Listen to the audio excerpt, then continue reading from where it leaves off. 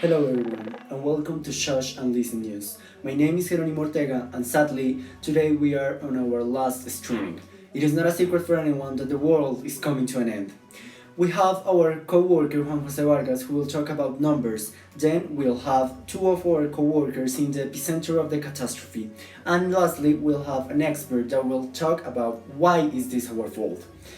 Please stay tuned. Juan Jose, go on. And good day, viewers. Well, as Jeronimo said, the world is coming to an end. Scientists from all over the world are trying to solve this horrible catastrophe, but what they have concluded is that the geological state of the Earth is one of our last problems right now. Because of the conflagration, the gases coming from the volcano eruption, and the gigantic amount of greenhouse gases coming from the factories and food factories that are trying to reduce the impact of the agricultural crisis caused by the massive erosion of the Earth, the atmosphere, according to them, is now full of greenhouse gases like nitric oxide, tropospheric ozone, and methane. This graph shows how, according to the number of weeks, the ozone layer is declining. This graph has a domain from 0 to the positive infinite, as is a matter of time, and a range from 0 to 100, being 100 the final decline of our total ozone layer. Also, as it is a radical function, we can conclude that in the way we are going, our days are counted. Also, scientists have made a piecewise function that, according to them, predict how population, according to their age, are going to reduce their number if these greenhouse gases stay on the atmosphere, being the pink segment, young persons from 0 years to 30 years, being the green segment, adults from 30 years to 65 years, and being the red segment, third age people from 65 years to the infinite. And as always, the third age people is going to be the most affected by this catastrophe. In our news, scientists are trying to, by recreating virtually the first eruption that happened in the Earth, know what's happening and how they can solve it, as we can see in these pictures. Thank you. Thank you, Juan Jose. Now we'll go with my twin brother Juan, who will tell us how is the situation in the epicenter of this catastrophe. Then we'll talk with Ana Maria Pirajón. Thank you, brother. We are now on the Valores volcano, which just erupted, creating an earthquake of about 8.7 in Richter scale. There are no communications and no cell phones. As everyone tried to communicate with their family, the system just collapsed. Also, a lot of communication towers were devoured because of the lava. You must know that this situation it isn't just in Colombia. We also have the Mount Fuji, Krakatoa, and Mauna Loa volcanoes which erupted all at the same time, like a simultaneous catastrophe. We have lost cell phones forever. For you to know, the cell phone sends a signal to a communication tower, then this tower sends it to a community mobile center, and then to another tower, and then to another cell phone. As we don't have many towers, there is like a hole in the communication system. So we have lost cell phones, I believe that forever.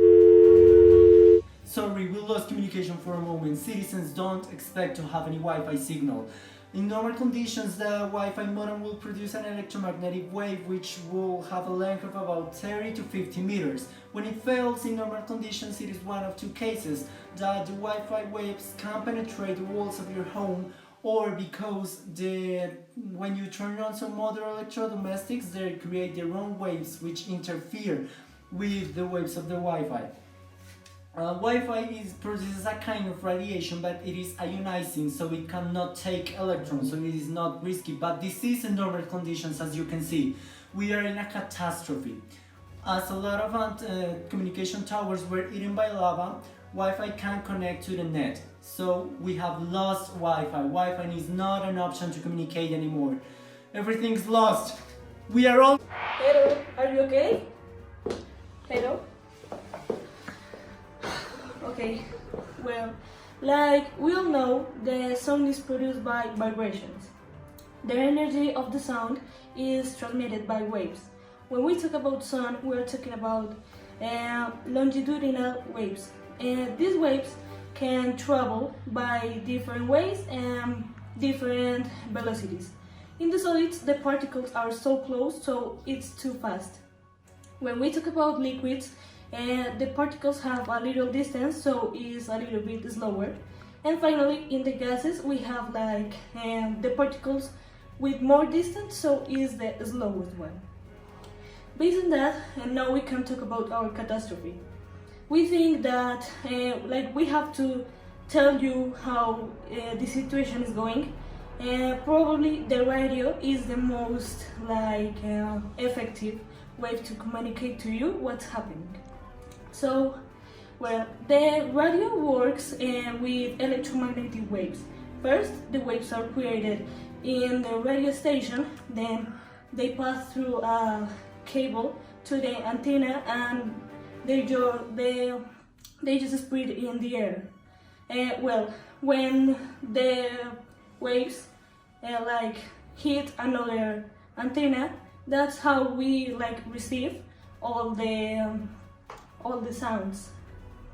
Okay, so we can say that the walkie-talkies are like too special in that. And finally, we can say that the longitude of the waves are 10 meters to 10,000 meters, and the frequency is from 10 to the power of 4 to 10 to the power of 7 hertz. Thank you, Juan and Anna. Now, we all know that the world is ending, but why? Well, we'll have to take responsibility for this. For this, we have our expert, Daniela Aguilar, who will tell us why all of this happened. Please, Daniela. Gracias, Jerónimo. Ahora vamos a hablar de un tema realmente preocupante. Desde hace décadas se nos ha advertido las consecuencias de nuestros actos contra la naturaleza, que el hecho de solo pensar en el dinero y la explotación de recursos para obtención del mismo no traería nada bueno. ¿Para qué escuchamos? Claramente no lo hicimos. Y las acciones de ancianos inventadores de Dios del dinero, nuestro futuro ya no lo es más. Hoy el mundo ha llegado a su fin. Claro, muchos se preguntan si se puede hacer algo, pero lo hacen en vano, pues el momento de hacer preguntas fue hace mucho y ya no hay tiempo. Empecemos con este relato apocalíptico, donde el hombre tiene principal papel de antagonista, el fuego, ese elemento que despierta tanta curiosidad, que da vida y calor a quien invoque su llamado. En manos equivocadas puede ser la destrucción de todo. El pulmón de nuestro planeta arde con la furia de 1000 soles. Con más de 70.000 incendios el año pasado, esto es un aumento del 83% con diferencia al año 2018. El hombre se ha encargado de destruir todo a su paso, todos los recursos naturales que se le han ofrecido. ¿Qué pasa con los incendios, que ha sido lo más afectado del planeta? ¿Y cuál es la necesidad de seguir causándolos? Sabe que es por nuestra culpa y seguimos sin importar qué. El orgullo del ser humano llega hasta los cielos, y primero se acaba el mundo antes de aceptar la idea de que él fue el culpable del final. Esto se produce por actividades agropecuarias y de urbanización, junto con las acciones intencionadas y los descuidos de personas que no apagan bien sus cigarrillos o fogatas. También, algunas prácticas de los cazadores furtivos y de quienes llevan a cabo cultivos ilícitos pueden causar un siniestro. Ahora bien, pasemos al segundo capítulo de esta triste historia. Sigamos con el segundo secuaz del hombre, la erosión. Muchos dirán que esto se dio de manera natural, pero no tenemos nada que ver, pues los humanos erosionan el suelo 100 veces más rápido que los naturales. Estamos matando lentamente a nuestro planeta, pero nadie parece importarle. La erosión del suelo ha aumentado en los últimos años y afecta un 20% de las tierras agrícolas, un 30% de los bosques. Nuestro mundo siempre nos gritó que le ayudáramos, pero como los egocéntricos que somos, solo pensamos en nosotros y seguimos haciendo todo lo que está dañando. Somos consideradas la especie más inteligente del planeta y sin embargo somos la peor. Nuestro tiempo se está acabando. Thank you, Ms. Aguilar. Sadly, our time on air has come to an end. What we can say about this program, the era of man, it's over.